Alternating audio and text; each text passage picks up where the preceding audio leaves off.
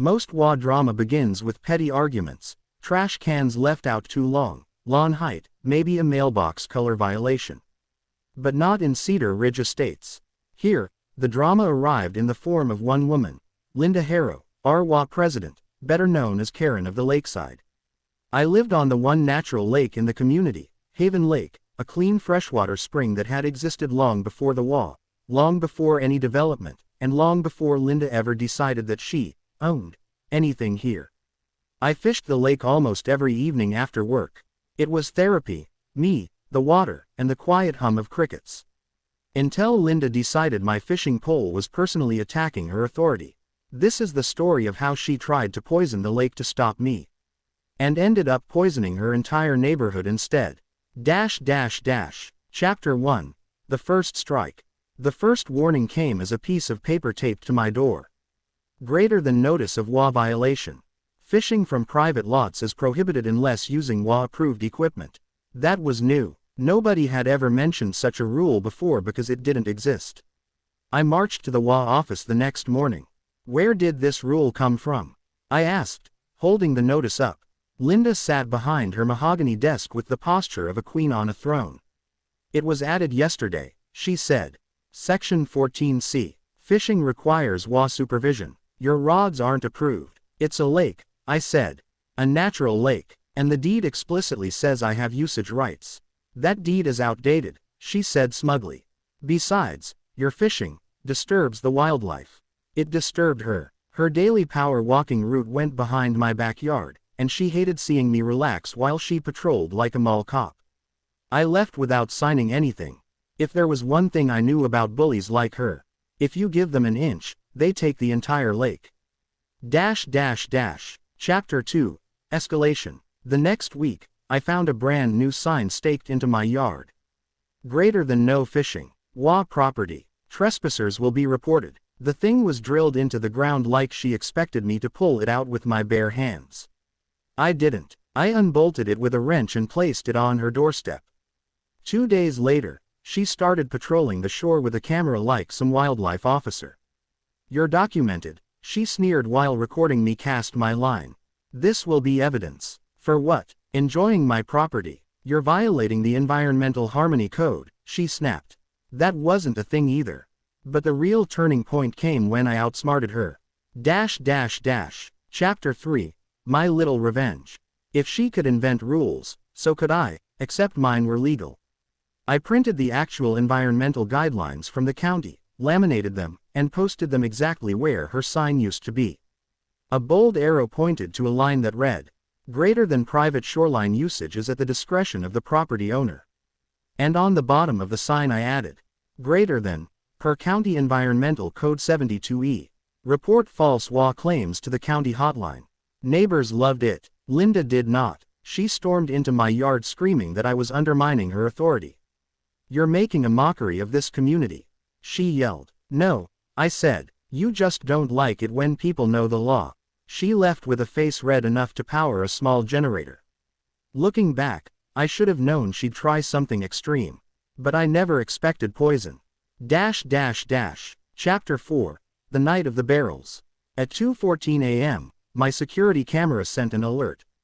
I checked my phone. There she was, Linda, pulling 2 large blue barrels behind her golf cart.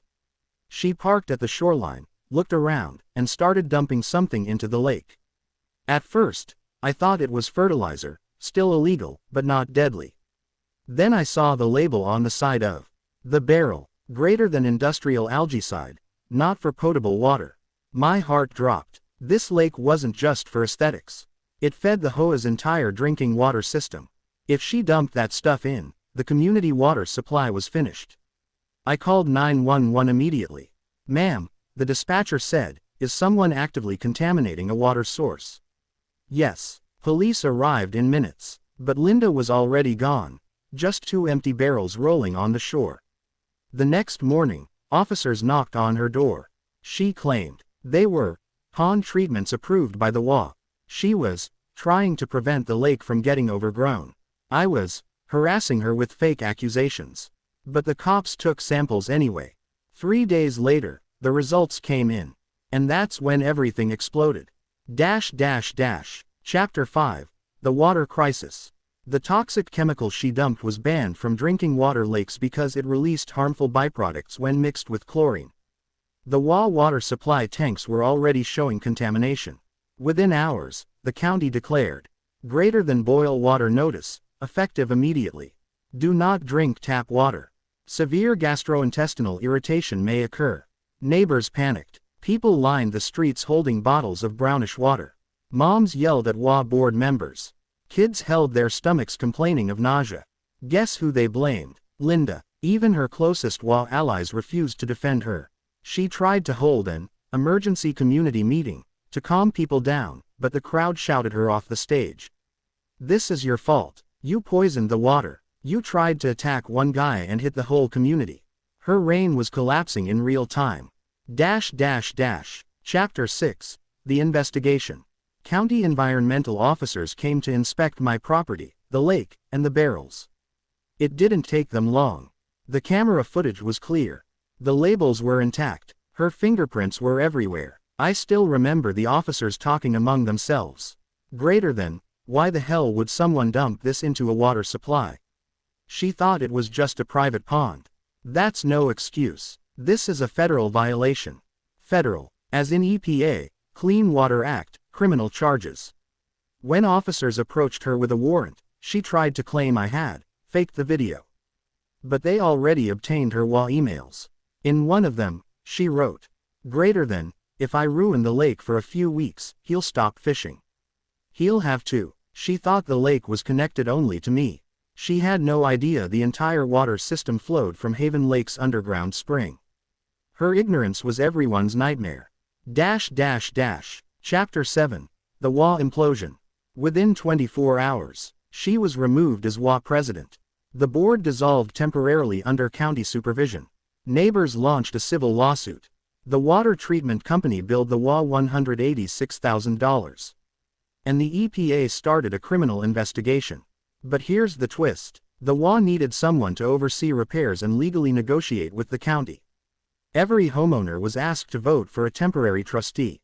Guess who they chose? Me. By a landslide. I didn't even campaign. People just remembered I was the guy fishing harmlessly while Linda was secretly dumping toxins.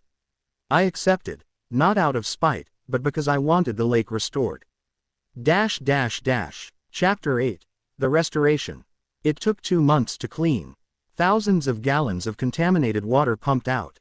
Fresh water flushed in. Specialized treatments added. Wildlife rescued. Soil tested and replaced. Every day, neighbors came to help. Kids pulled weeds. Teens carried equipment. Retired vets volunteered their muscle. Haven Lake slowly returned to life.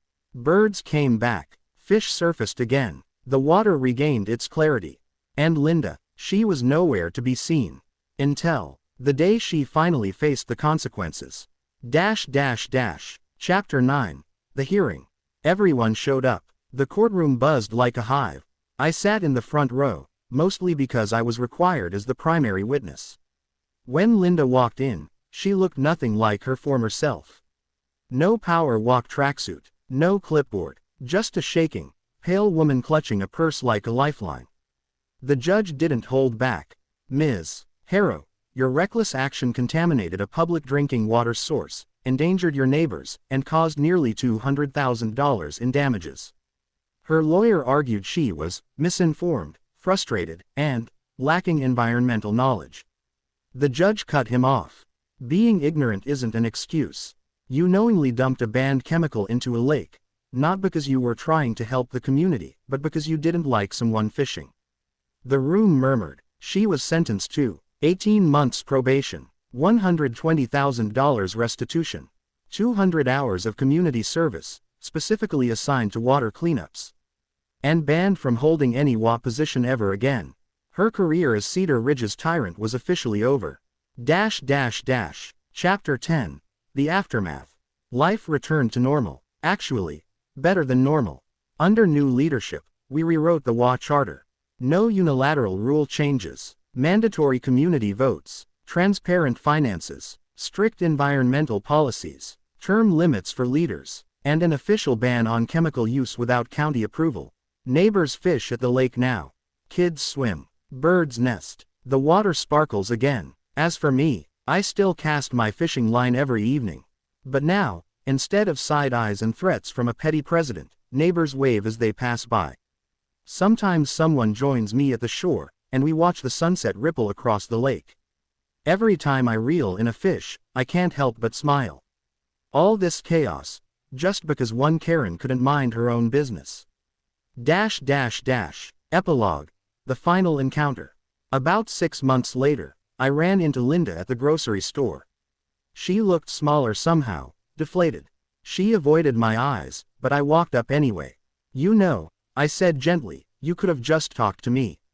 She swallowed hard. I didn't think it mattered." "It mattered," I said. "But not the way you thought." She nodded once, holding back tears.